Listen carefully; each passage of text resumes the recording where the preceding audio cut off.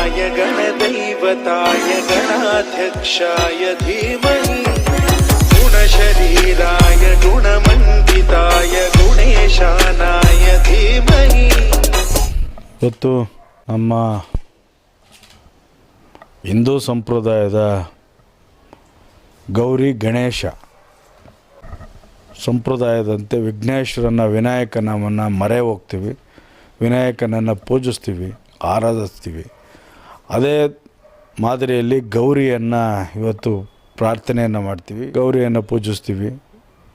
ವಿಶೇಷವಾಗಿ ಗೌರಿ ಗಣೇಶ ಹಬ್ಬದ ಶುಭಾಶಯಗಳನ್ನು ನಾಡಿನ ಜನತೆಗೆ ಮತ್ತು ನಗರದ ಜನತೆಗೆ ಕೋರ್ತಾ ಶುಭವನ್ನು ಹಾರೈಸ್ತಾ ಈ ವರ್ಷ ಒಳ್ಳೆ ಮಳೆ ಬೆಳೆ ಸುಖ ಶಾಂತಿ ಸಿಕ್ಕಲಿ ಅಂಥೇಳಿ ನಾನು ಗೌರಿ ಗಣೇಶನಲ್ಲಿ ಪ್ರಾರ್ಥನೆ ಮಾಡ್ತೀನಿ. ತಾವು ಪ್ರಾರ್ಥನೆ ಮಾಡಿ ಅಂಥೇಳಿ ನಾನು ಮನವಿಯನ್ನು ಮಾಡ್ತೀನಿ.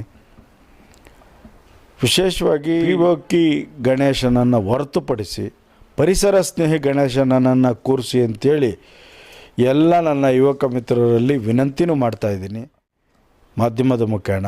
ಮತ್ತು ನಮ್ಮ ವಿನಾಯಕನ ಕೂರಿಸುವಂಥ ಗೆಳೆಯರು ಏನು ಬರ್ತಾಯಿದ್ದಾರೆ ಅವ್ರಿಗೂ ಸಹಿತ ನಾನು ಮನವಿಯನ್ನು ಮಾಡ್ತಾಯಿದ್ದೀನಿ. ಈ ಒಂದು ಪರಿಸರ ಸ್ನೇಹಿ ಗಣೇಶನನ್ನು ಕೂರಿಸಿದ್ರೆ ನಾವಿಲ್ಲೇ ಮನೆ ಅದ್ರ ಹತ್ರನೇ ಒಂದು ಪಾಟೆಲ್ಲೋ ಬಕೀಟಲ್ಲೋ ಅದನ್ನು ವಿಸರ್ಜನೆ ಮಾಡಿದ್ರೆ ಅದನ್ನು ಮಣ್ಣು ನೀರನ್ನ ಗಿಡಕ್ಕೋ ಇನ್ನೊಂದಕ್ಕೋ ಉಪಯೋಗಿಸಿದ್ರೆ ಒಂದು ಪವಿತ್ರತೆಯನ್ನು ಕಾಪಾಡ್ದಂಗೆ ಆಗುತ್ತೆ ಅಂತ ನಾನು ಭಾವಿಸಿದ್ದೀನಿ. ಈ ಪಿಒಕಿ ಕೂರಿಸಿದ್ರೆ ಪೇಂಟಿಂಗು, ಈ ಒಂದು ವುಡ್ಡು, ಈ ಒಂದು ಇದರಲ್ಲಿ ಫೈಬರಲ್ಲಿ ಏನು ಮಾಡ್ತಾರೆ ಬಿಟ್ಟರು ತೇಲ್ತಾ ಇರ್ತದೆ. ಅದಕ್ಕೆ ಅವಕಾಶ ಕೊಡಬೇಡಿ.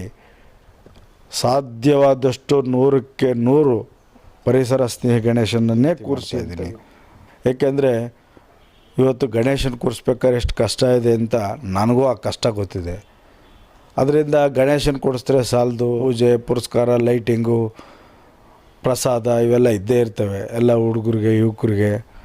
ಅದನ್ನು ಮಾಡ್ಕೊಂಡು ಹೋಗ್ತಾಯಿದ್ರೆ ಅವ್ರಿಗೆ ನಾನು ವಿನಂತಿ ಸಂದರ್ಭದಲ್ಲಿ ಇನ್ನೊಂದು ಎಲ್ಲ ವಿನಾಯಕನ